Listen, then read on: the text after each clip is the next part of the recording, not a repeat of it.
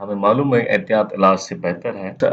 हर चीज़ में बैलेंस का रोल होता है। खाने-पीने में भी बैलेंस हो और जो एक्टिविटी है उसमें भी बैलेंस हो, नींद का अच्छा हो, लाइफ़स्टाइल में स्ट्रेस ना हो। अगर हेल्दी डाइट कहें तो हमें पता है कि वेजिटेबल फ्रूट्स जो हैं जिसमें तकरीबन सारे उनके माहिर भी कंसेंसस रखते हैं या पाक है, फल और सब्जियां जो हैं वो खाने में ज़्यादा होनी चाहिए और साथ-साथ फिर होल ग्रेन्स जो हैं इन 2 तिहाई एटलीस्ट इन चीज़ों में से खाने का होना चाहिए 24 घंटे में जो भी हम ग़िज़ा लें। और होल ग्रेन्स से बात करें तो उससे क्या मतलब है तो गंदम, चावल, जौ, मकई ये सारी होल ग्रेन्स है। इसके ऊपर का छिलका ना उतारा जाए इसलिए हम उसको होल ग्रेन कहते हैं। उसका एक फ़ायदा अलग है, ख़ास तौर पे आंत यानी आंत को बहुत ज़्यादा वो सेहतमंद बनाती है, यानी उसे कैंसर से निजात दिलाती है और उसकी कॉन्स्टिपेशन यानी कब्ज़ी से बचाती है। तो होल ग्रेन्स का एक बड़ा फ़ायदा है। फिर मीट 2 तरह के होते हैं, एक व्हाइट मीट जो दिखने में भी व्हाइट जैसा होता है और जो रेड मीट जिसका सोर्स गाय, बछड़ा, बेर है। और ये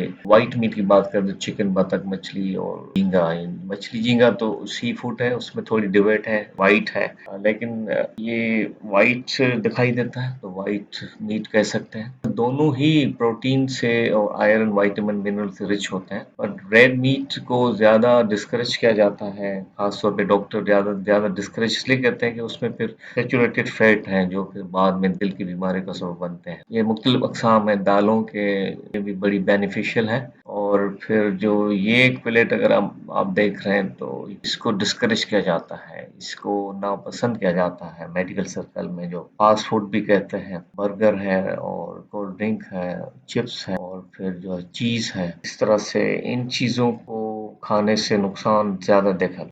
कैलोरीज़ कितनी खानी चाहिए, कितनी बर्न करनी चाहिए, यानी हमें काम करके यूज़ करनी चाहिए, तो उसमें एक बैलेंस होता है। तो इंसान का वेट भी बैलेंस रहता है। अगर हम देखें तो तकरीबन इंसान को जो है वो 2000 से 2500 कैलोरीज़ जो है वो आम तौर पे लेता है और उतनी ही अगर खर्च करे तो उनका वज़न मेंटेन रहता है। ये कुछ कॉमन फूड्स हैं जिसकी कैलोरीज़ की तादाद इसमें दिखाई गई है जो कि अप्रॉक्सिमेट है, एग्ज़ैक्टली नहीं है। चपाती अगर दरमियानी साइज़ की हो तो 100 या 120 कैलोरीज़ होती हैं और एक उसी साइज़ का अगर पराठा है तो 250 कैलोरीज़ या कभी-कभी 300 मुमकिन है। और एक ऑमलेट में जो है 98 है, पोटैटो में 110 है, दाल की अगर 100 ग्राम की प्लेट है तो काफ़ी है। चिकन की अगर 100 ग्राम के आस-पास है तो वो 240 के आस-पास होगी और चिकन बिरयानी की अगर बात कर लें तो 365 कैलोरीज़ है। 1 टीस्पून वेजिटेबल ऑयल का हो तो 120 उसमें कैलोरीज़ होती हैं। लस्सी एक बड़ा अच्छा फूड माना जाता है, उसमें 151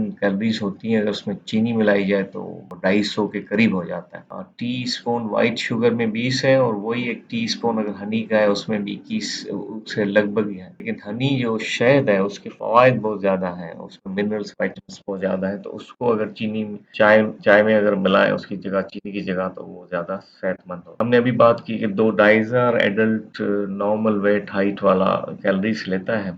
जो अगर लेनी चाहिए उसको, अगर मेल है तो और उसका लाइफ़स्टाइल सेडेंटरी बैठने वाला ज़्यादा है तो 2200 काफ़ी होती हैं। और अगर वो उसमें एक्टिविटी है, चलना-फिरना, कसरत है 2400। अच्छा खासा एक्टिव बंदा है तो 2800 कैलोरीज़ ले सकता है। ये मेल की बात कर रहे हैं और फीमेल में अगर कहें तो थोड़ा-थोड़ा उसमें कम है। कितनी कैलोरीज़ इस्तेमाल होती हैं फ़ी घंटे में, अगर हम सो रहे हैं तो तकरीबन 1 घंटे में 50 के लगभग इस्तेमाल होती हैं।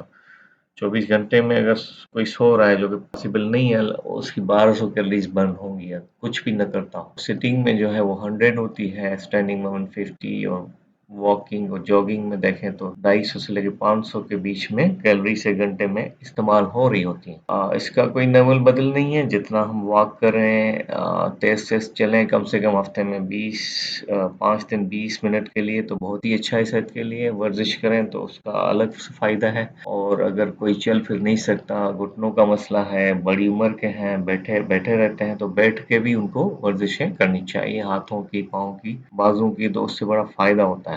वेट कितना होना चाहिए वो मेडिकल के पास से उसको हम बीएमआई से कैलकुलेट करते हैं यानी बॉडी मास इंडेक्स जो कि 18.5 यानी 18.5 से 25 के दरमियान हो तो वो ज्यादा बेहतर है। कैलकुलेट कैसे करते हैं, अगर फर्ज करें किसी का 60 केजी वेट है और उसकी अगर हाइट सेंटीमीटर में 150 है जिसको मीटर में लेंगे तो 1.5 मीटर हो जाएगा, उसी को स्क्वायर लेंगे उसका तो वो 2.25 हो जाएगा, यानी इसका 1.5 इंटू 1.5 अगर लेंगे तो वो 2.25 हो जाएगा। अब 60 जो वेट है उसको न्यूमरेटर रखें और उसको स्क्वायर ऑफ द हाइट को अगर आप डिनोमिनेटर रखें तो 26 पीएमआई इस पेशेंट इस बंदे का अगर 60 केजी है और ये हाइट है, थोड़ा सा नॉर्मल से ज्यादा है लेकिन इससे कोई हार्ड एंड फास्ट नहीं है। अगर कोई 20 पे बहुत ही बेहतर महसूस करता है, 27 पे बहुत ही बेहतर महसूस करता है तो वो उसके लिए बेहतर है। जॉब में स्ट्रेस ना हो, हमें वरी ना हो, चिंताएं परेशानियां, माजी के रिग्रेट, फ्यूचर में क्या होगा, तो ये कि ऐसा ऐसा सेहत को खा जाता है। ऐसी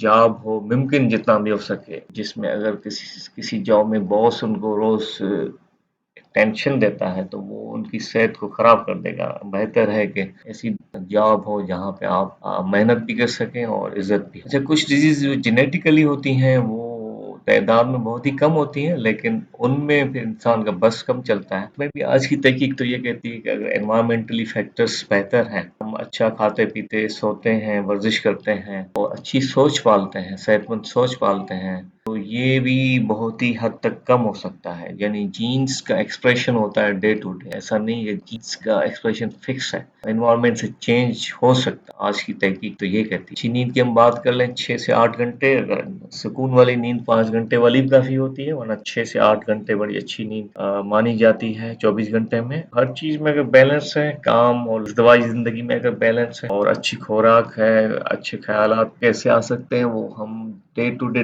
लाइफ में अगर देखें, हम अच्छा काम कर रहे हैं, अच्छी किताबें, अच्छी सोबत, अच्छा देख रहे हैं सोशल मीडिया, तो ये सारी चीज़ें रिसाइकिल होती रहती हैं। एक पूरे दिन में सारी चीज़ें रिसाइकिल होती रहती हैं तो हम वही थॉट्स पूरे दिन में आती रहती। ठीक है, तो इस ये सारी चीज़ें करने से हम एक बेहतर आसान सी ज़िंदगी गुजार सकते हैं। ये 4 चीज़ों पे फोकस दिखाया है मैंने, इसकी हम एक-एक करके बात कर चुके हैं। फिर कम चांसेस होते हैं कि कोई बीमारी हमें लाहक, लेस देन 10% अगर समझ सकते हैं, वो जेनेटिकल एस्पेक्ट्स वाली होती हैं जिनमें बस नहीं चलता। और एनवायरमेंटल फैक्टर्स की बात करें तो फिर हम कि जिस जगह पे रहते हैं उनका टेम्परेचर बहुत ज़्यादा शदीद तो नहीं है, उसमें वाटर का कंटेंट कितना है यानी ह्यूमिडिटी कितनी, सफाई सुथराई है, मस्कीटोज या डेंगी या फिर जो है कोविड, ये चीज़ें कितनी वहाँ पे मौजूद है एनवायरनमेंट में, और एयर कितनी पोल्यूटेड है, कितनी साफ सुथरी है, सारी चीज़ें अपनी अपनी जगह पे रोल प्ले कर रही होती हैं।